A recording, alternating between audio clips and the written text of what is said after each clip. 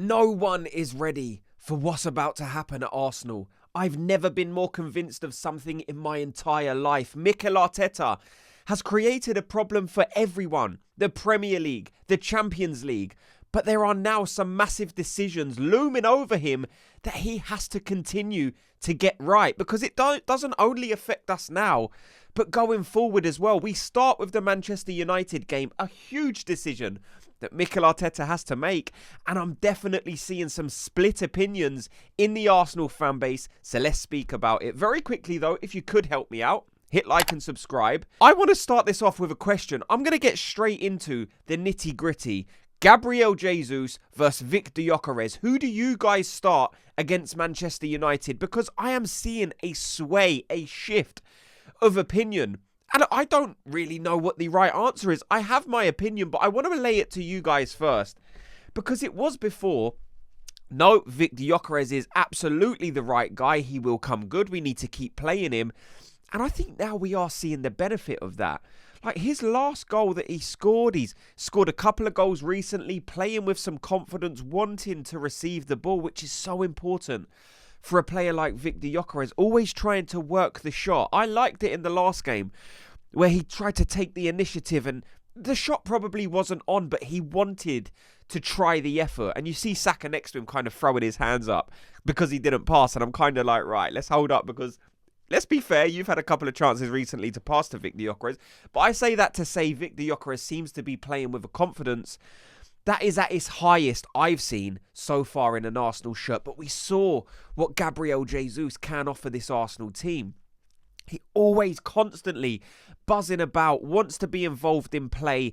And people saying he's not a good finisher, he's different to Gyökeres, he's not a poacher. He found himself in some positions that you would definitely associate with being a poacher. So I don't categorise Gabriel Jesus as a poacher, but he has certain qualities of just being in the right moment at the right time, which is so important. And then you couple that with the fact that he does have great link-up play. He's so clever on the ball, the runs he makes, how deep he drops at times. Like there was times in that game where he was dropping deeper than the central midfielders to get onto the ball. Now, that can be a frustration at times because if you do break forward quickly, then you do have no one pushing forward in the most forward area and being that focal point of the Arsenal attack. So, definitely different strokes for different folks. I mean, there's an outside chance that it may even be Havertz. That still might be the answer. I would be very surprised at this point, though. I can't still wait to see what Kai Havertz could bring to this team.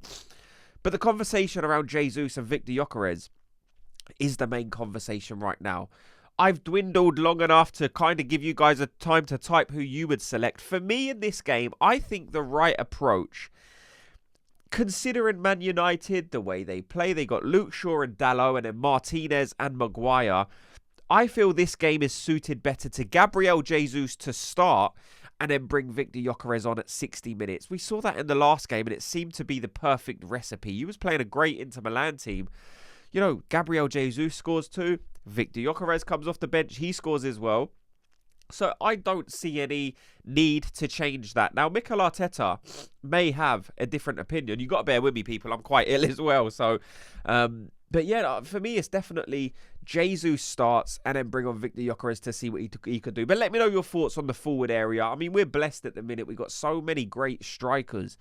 I mean, like I said, it's Jesus and Gyökeres seemingly battling it out for that position. But next week, it could very easily be a conversation about, oh my God, is it Kai Havertz, Jesus or Gyökeres? This is an ongoing conversation that we will have. Last week, everyone was unanimous that it's still Viktor Gyökeres. This week, I'm seeing a massive change in opinion of people saying, no, it has to be Gabriel Jesus. So let me know where you guys are at. Next, we're going to speak about Ethan Nwaneri because he has gone. Mikel Arteta decided to let him go in the January. What's my thoughts on this? Overall, of course, it's a good move. My feeling at the time, if someone asked me before this deal happened, I was always saying, keep him here. If there's any opportunity to play him, to give rest to some of your other first team players, then I use it because let's win the trophy before we worry about shipping players out on loan. Now for the players' development, it's probably better that he goes away. So fine, they've taken that decision to slightly weaken themselves, but focus on the development of Ethan Nwaneri, which of course is best for the player. I'm sure they've done their due diligence, because if Ethan Nwaneri goes to France and he doesn't play, that is the biggest wasted opportunity I've ever seen, because he could come and sit on our bench and maybe get a few minutes here and there. And he's already training with the best team in the world. So I will be so disappointed for Ethan Nwaneri if he goes over there and he's kind of a bit part player where he can't break into the team because Mason Greenwood plays a similar position to him and he's on fire at the minute. It's up to De Zerbi to force Ethan Nwaneri in this team. I'm sure Mikel Arteta wouldn't have allowed him to go over there without having those types of conversations. So definitely one to keep an eye on. I think Ethan Nwaneri probably does back himself to get into that team, and rightly so. Like, he's only not playing that many minutes at Arsenal because he's playing for the best team in the world at the minute. And people might feel uncomfortable about that statement, but that's exactly what Arsenal are. You can't be top of the Premier League, Champions League, thriving in all the other cup competitions and not say we are the best team. We're top of the Champions League with every other club in it. So at the minute, we're the best team in the world.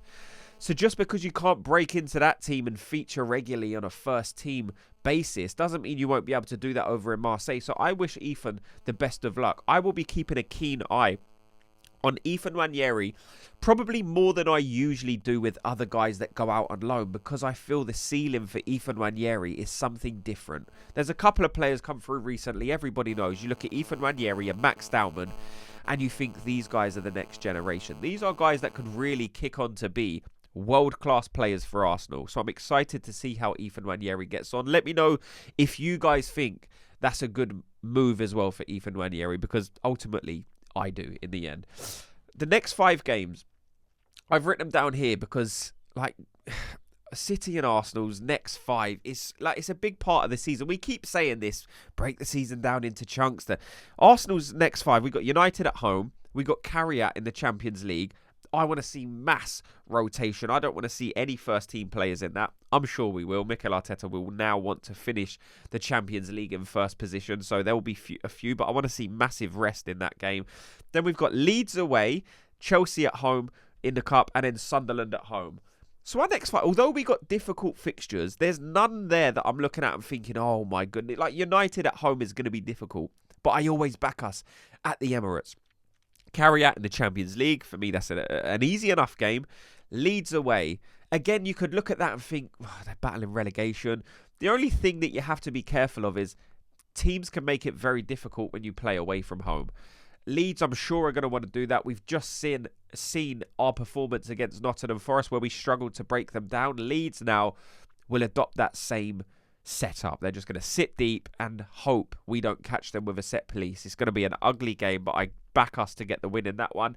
Chelsea at home, of course, in the Cup. We're in a commanding position. We've got a 1-goal lead, so again, that doesn't panic me necessarily. And Sunderland at home, a game, again, which I would expect Arsenal to win fairly comfortably. And then you look at Man City's next 5 games, and when you start to compare them, you can almost see a world in where Arsenal pull away even further. We could increase this 7-point lead. This could easily become 10 after these next 5 fixtures. I know there's only 3 league games, but Man City's, you've got Wolves at home.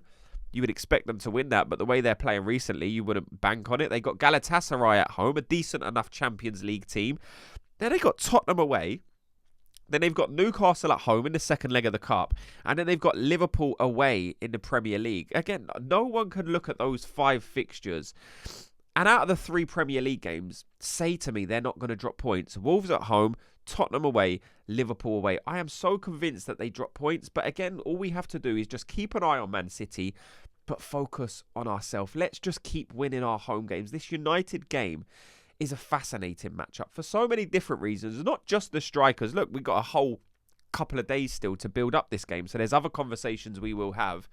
But in the last video, I promised some people that I would give them a shout out because I didn't have time in the previous one. And there was quite a few people that got the correct scoreline for the Inter Milan game. So now this is me shouting you guys out because you got it absolutely spot on. Henok, 3-1 to Arsenal. Bang on. And then we had Mario Richard, 3-1 win for Arsenal. There were so many. Divine by Design, 3-1. We had Lobby 3-1 for Arsenal. We had Boss Lady 3-1. Arsenal will win, and they absolutely did. And then Vin James, 3-1 win for Arsenal. Angelo Bailey, 3-1 win. MC Delange, Arsenal 3-1.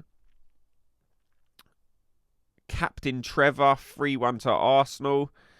Juba, 3-1 to Arsenal.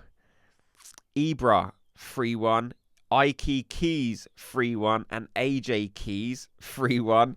Ordinary Jamaican, 3-1 to the Gunners. Spot on again. Father of Daughters, 3-1. The Gunners will win. Stevo Artino, 3-1 win to Arsenal. Shakur Mohammed, 3-1 Arsenal win. Space Trauma, 3-1 Arsenal win. So many. Obalasim, Gooners 3-1. And then John Sacco, 3-1 to Arsenal. And I think this is the last one. Washed Up T4C, 3-1 Arsenal. We can dream, and we didn't need to dream because Mikel Arteta ensured it was a reality. But let me know your thoughts on everything you've heard in this video. Thank you so much to everyone for watching and listening. Before you go, if you could do me a quick favour, just hit like and subscribe, and I'll speak to you all in tomorrow's video. Gooners, have a good day.